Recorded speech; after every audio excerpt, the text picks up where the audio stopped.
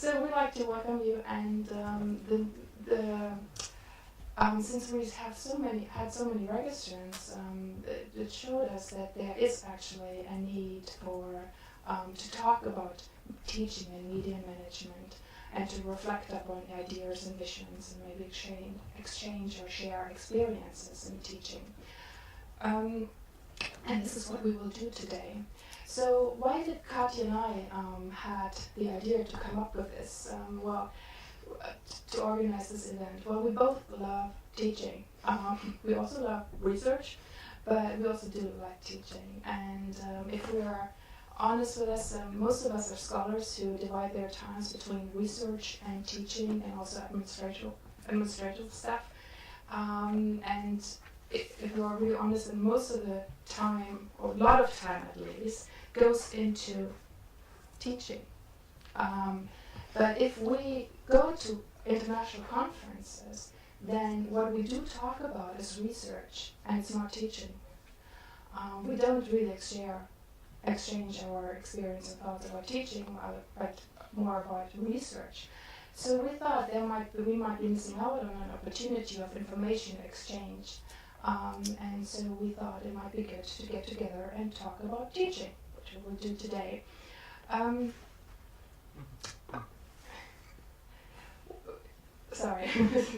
Which we will do today.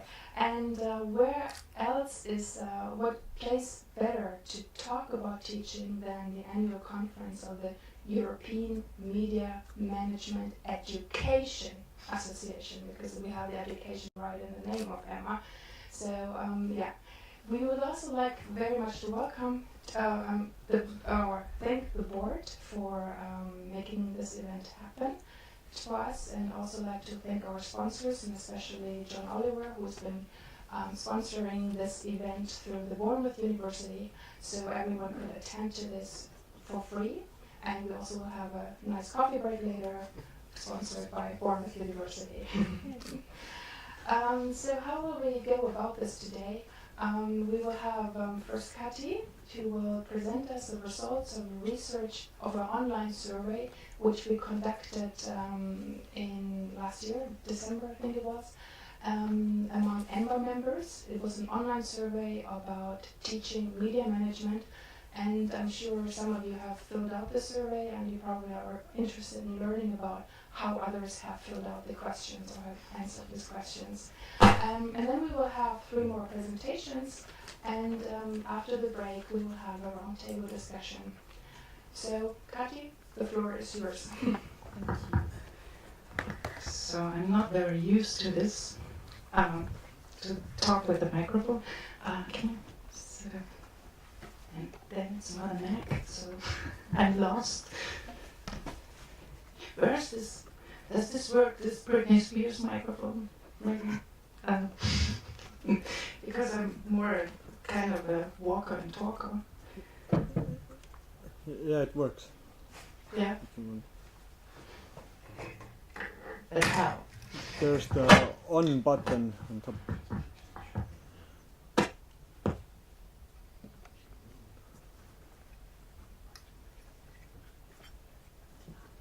Okay. So it does not really work with long hair. Okay, my lad.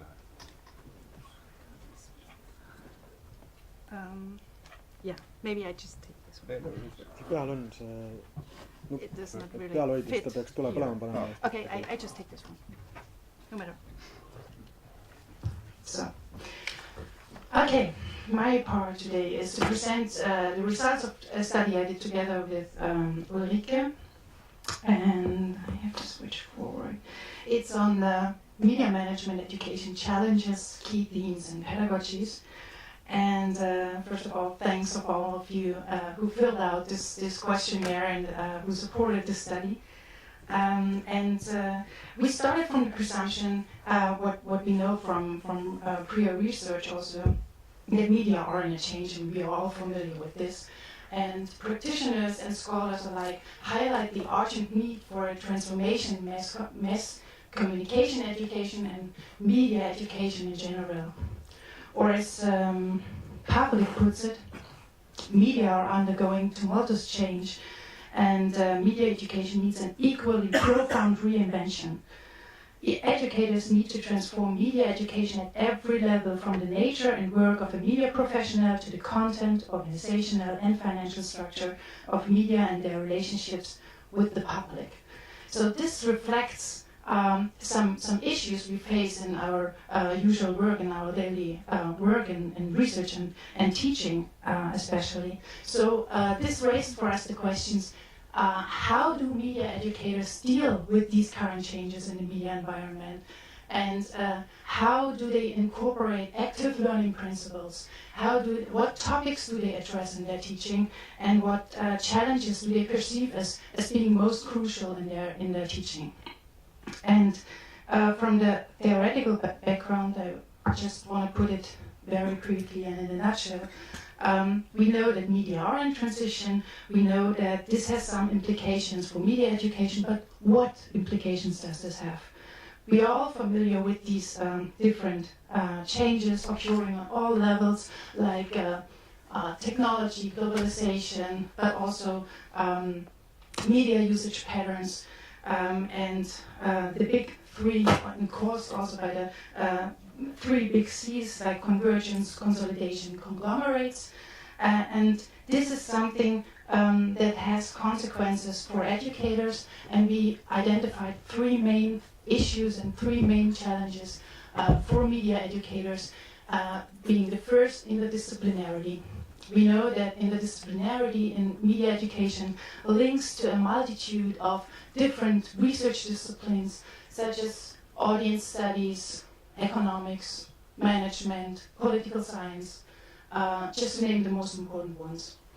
Second, internationality. We know that the media environment is characterized by transnational corporations, News Corporation, or Bertelsmann, for instance. And thus, media educators have to cope with a global environment, with global competition, and so they face. Now I lost my word. They face different media structures, different media systems, but also distinct legal frameworks and audience preferences. And the third, innovations and dynamics, which is a very important one for us in the media industry. And we wanted to know, how do media educators deal with this vibrant media environment? How do they bring this dynamic environment and dynamic characteristics into their teaching? Some words about pedagogies, which is interesting because it has been discussed in the literature before, not so much, but a little, and we found some things in here. For instance, Hogue and colleagues identified three sources of demands occurring in mass communication education. The first, students. What do students want?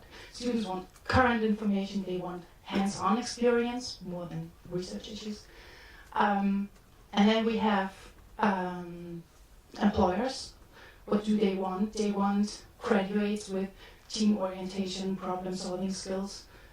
And now educators, what do they want? They mostly want to instill values of democracy, social responsibility, social tolerance.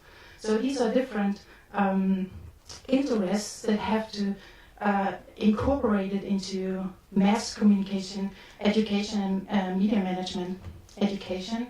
And so this has brought into communication education through active learning principles as a teaching paradigm that incorporates instruments such as discussions, team learning, problem-based learning, case methods, for instance. So thus the education in communication shifted from a more teacher-centered to a more learner-centered approach. And this does not only refer to the different and distinct settings in the different courses, but also to evaluation methods. So here we have more or a higher relevance of also evaluation through peer and self-assessments during this learning process and during this reflection of learning So we developed a framework to identify the current state of media management teaching, and we were mainly focusing on 3 areas. The first one was what key themes are addressed in media management education. So what is taught? And we were considering here media economics, media management, industries, but also methods. The second one, how is this taught? So what pedagogies are applied here? And we were here focusing on settings, communication, evaluation methods, but also how internationality is brought into the courses. And the third one focused on the perceived challenges. So focusing on these 3 main areas, which is interdisciplinarity, internationality, and also the dynamics. How is this evaluated and seen by the educators themselves? Furthermore, we must assume that personal variables and institutional conditions may affect the scope and style of the individual teaching, of course. So we considered here as personal variables the usual ones: age, gender, but also prior work experience in the media industry, prior teaching experience, but also one's educational background. And in institutional conditions, we looked at what is the teaching load. So how many different courses has one to teach? How many weekly teaching hours are there? But also how many students are enrolled in the courses, and what is possible to apply? What pedagogies are really possible to apply? To make it very short, and Ulrike already mentioned it, we conducted an online survey between December 2013 and February 2014, and we used the EMMA membership list, which comprised 190 members at that time. Our final sample, I have to mention, we do not everyone in the EMMA membership list is active in teaching, but we do not have any information who is. So we do not have basically not so much information about the basic population here. Our final sample had a size of 62 persons, which is okay, considering the 190 membership list, with an average age of 43 years from 14 different countries. Very briefly, the educational background, this is an interesting finding here. Most or the majority of our respondents hold a degree in business administration, followed by communication science, media studies, economics, and some others. But what is interesting here is that every 3rd participant holds more than 1 degree, which again mirrors the interdisciplinarity of our field and the knowledge one brings into it. When we look at work experiences in the media industry and teaching experiences, we can see that most of our respondents do have work experiences, prior work experiences in the media industry. Most of them less than 5 years, but we also have a pretty high proportion of every 3rd person who has never worked in the media industry before. Considering teaching experiences, we see that there are some differences here. Most of them have 5 to 10 years experiences in teaching, and in teaching media management, we explicitly asked for this area. And I leave it that way because we don't have so much time. Okay. If we look at the institutional conditions, we were looking at 2 things: how many different courses does one to teach, and how many weekly teaching hours are these. And this is something we considered for both, for all of the courses one has to teach, but also for or referring to media management and media economics courses. Here are the findings, very shortly. Okay, should be the same, however. Here we can see that most of our respondents have 2 different courses, all of the courses, but also a very high proportion has 3, 4, or even more courses. And most of them also have 2 different media management, media economics courses. When we look at the teaching hours per week, then the most common answer was 7 to 10, and considering media management, it was 3 to 6. We were asking our respondents about the specific courses they teach, and we conducted a content analysis. And what we found is that most of the courses at the BA level are mostly introductory. They more relate to media economics, and they are rather large. And when we look at the MA courses, we found more specific topics in here, which is not very surprisingly, but it was interesting just to see what the topics are about. So to better visualize the courses at MA level, we made a tech cloud or a word cloud, and we analyzed those courses or taking out these words that were or media, management, and economics were enriched most frequently. And here we have the results.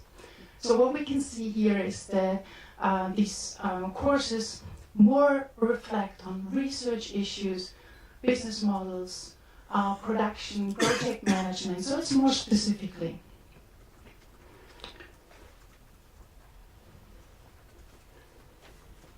But in order to get some more insights about the particular themes which are covered in media management courses, because these were just names, we asked the participants to mark all relevant topics in regard to media economics, media management, the industries focused on, and the methods applied, like qualitative, quantitative, and so on. Here we see the top 5 for media economics, media management, and the industries. And as the results show, market structure, so that's not very surprising. So these are the key themes we have in media economics in our paper, and in the report we have it more detailed, but these are just the top 5 themes here. But what was interesting for us, maybe just a little sidestep here, we also asked the participants what industry they feel close to. And here we really found a gender gap in the industries. So while female participants feel closer to television and social media industries, our male participants feel much more closer to the print, newspaper, and internet sector, which was for us surprising. Maybe we find an explanation for this later on. What is interesting here is that what is taught is not affected by personnel or institutional variables. But what we found is that the more degrees a participant holds, the more topics are addressed in teaching. So this is mirrored then in the key themes addressed in teaching. So how does it look like? How this is taught? So what is taught? We know now. So what pedagogical concepts, what settings and communication tools are applied. And here we can see, also not very surprisingly, that we have a very wide range of different settings applied in media management education, such as case studies, cooperations, group research projects, but also project-based teaching, off-site seminars, workshops. So this is something we would consider more as an active learning approach, and this is something we might see more in future, probably if we have more of these conferences here or pre-conferences on media management teaching. When we look at the communication tools, we subdivided into face-to-face communication tools and online communication tools. Also here we have the usual things like classroom lectures and seminars, office hours, consultations, but also individual and group tutoring. More interestingly are the online communication tools, and here we have a dominance of email communication, e-learning platforms, but also Facebook, Skype, Twitter, Wikis, Google, etc. So there's a variety of online communication tools applied in media management education. What is interesting for us here is that the use of online communication tools decreases with teaching experience. Why is that? I think this gives us some issues to discuss later, because we did not find any age effects. So it does not depend on the age of someone. I leave it open. When we look at evaluation methods, we looked at the type of assignment and the type of evaluation. And here we see that at the assignment type, also project products, which is active learning principle actually, has a very strong relevance already. And if we go further at the type of evaluation, we see that marks and grades by course leaders still dominate, but we also have a high relevance of oral feedback, written feedback, peer feedback among students, but also one respondent named feedback from industry partners. So this is something I would say is more kind of a 360 degree of evaluation, which really puts the learner in the middle, in the center, and we would say this is very active learning principle applied here. Moreover, we know that internationality plays a major role in media education, media management education, and we were asking the respondents how this is brought into their courses. And here we see also, not very surprisingly, to invite international guest speakers to offer English-speaking lectures and so forth. But what was interesting here is that we really have very strong differences. So internationality increases with age, with teaching experience, with teaching hours per week in general, and related to media management and media economics education. This was for us a very interesting finding, but leaves or raises some questions also considering younger scholars and younger teachers in this field. Finally, we wanted to know what our respondents and the educators feel as most challenging in their teaching.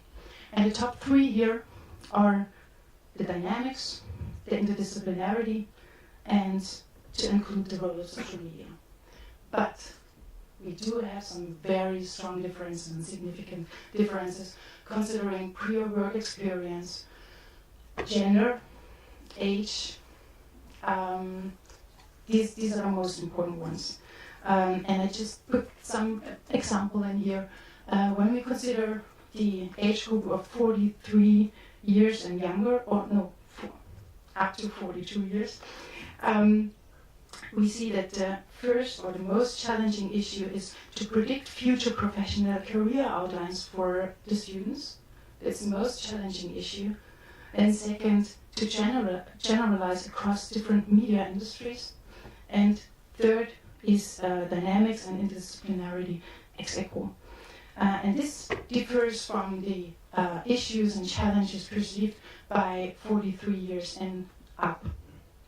So this is something what was really interesting for us, especially the internationality here, which is at rank 3. And what we saw before is that those with more teaching experience have or bring more internationality in their courses. But as I said, it's not an aspect of age, but of teaching experience. So what have we learned here? First, I just put it in here. First, we saw that institutional and personal conditions and variables do not affect what is taught, but how this is taught. We saw that, and the findings teach us that active learning principles are applied in media management education a lot, but this depends, or this is affected strongly by personal and institutional variables. Also, and I think this is something we should discuss in more detail, the dynamics and interdisciplinarity is perceived as most challenging, but here we have very strong effects of personal and especially personal variables, not so much institutional variables, but personal variables. Well, what to do with these results? So, of course, we see this more as an initial point, as a starting point for more discussion, how media management is taught. We could think about train the educator modules for younger colleagues coming in this field. We can talk about stronger standardization. We can talk about, of course, in these presentations that will follow in the roundtable, what exact settings should be set to really apply active learning principles. But this is something we should, or we will see in our discussions now. So, thank you very much.